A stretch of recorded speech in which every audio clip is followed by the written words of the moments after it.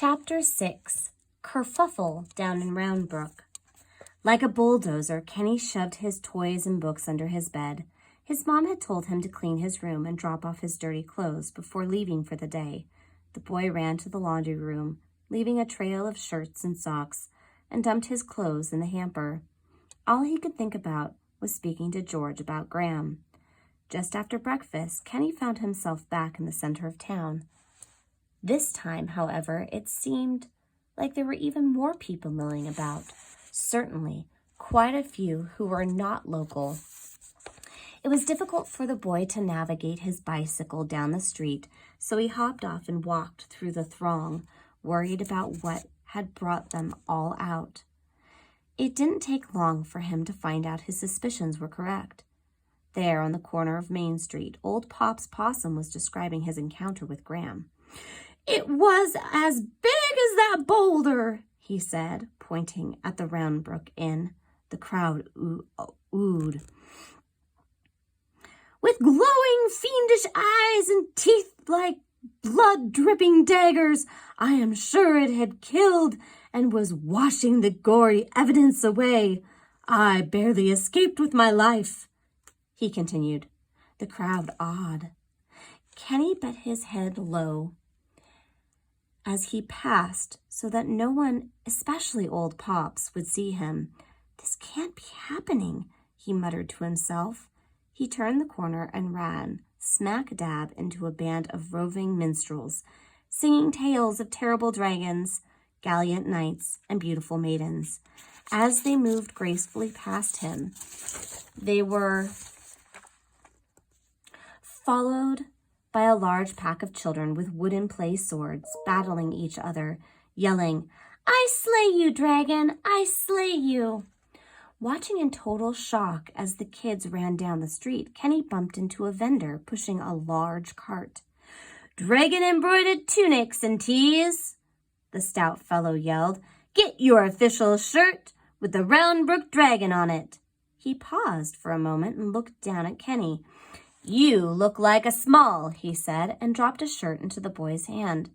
It was emblazoned with a cartoonish, goofy drake, blasting orange fire. Kenny's eyes went wide. He threw the shirt to the ground and got back on his bike. He was in such a rush he almost ran over a little girl biting the head off a dragon-shaped cookie. Regaining his composure, he found his way to the quiet alley where George's shop was. He slid off his bicycle and pounded on the heavy wooden door. The sign in the smudged window read, "Closed on Sunday." An elderly gentleman badger, older than his father, answered. He had gray hair and a white beard and mustache, and he spoke in a gravelly yet spirited voice. "Kenny, my lad, my squire, so very good to see you. Come in, he said as he welcomed the boy into the shop, locking the door behind him. They walked behind the counter, through the office, up the stairs, and into his little home on the second floor. "Charlotte mentioned you had stopped by. Can I get you a drink? Birch beer, perhaps?" Sure," Kenny replied as he sat down in the study next to their ongoing chess game.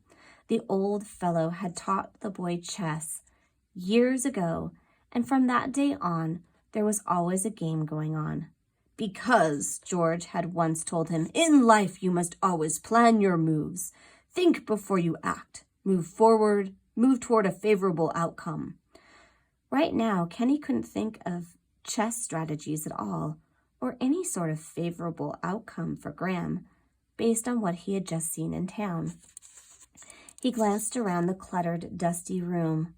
An antique clock ticked in the corner beneath a faded tapestry hanging on the wall. A large chest with a huge padlock was sitting in the opposite corner. Kenny didn't recall having seen it before, but there were so many books stacked on every available surface that it had likely been buried during his past visits. George walked in and sat down with 2 frothy mugs. "Here you go, son. Drink up. It's your turn, you know," the old fellow said as he gestured toward the game. "So sorry I missed you yesterday. I was beginning to wonder if you'd forgotten me, It certainly has been a while, and I've so much to tell you." "Me too," Kenny replied, and took a sip of his birch beer. "I'm glad you returned the books you borrowed. I sold all our copies of the King's Royal Bestiary last night and had to order more. It seems like everyone in this frenzy is in a frenzy over this dragon sighting, but I can tell you it will be over quite soon." At this statement, Kenny's Riverstone stomach returned, but he had to remain calm and carefully explain to the old-timer about Graham. If anyone could help out his friend out of this mess, it would be George. He made his move on the chessboard.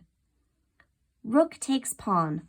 Bold move," the codger exclaimed, and moved his knight forward. "So there's exciting news I want to tell you about." "Can I tell you first? Rook takes bishop." "Of course, lad. Spit it out."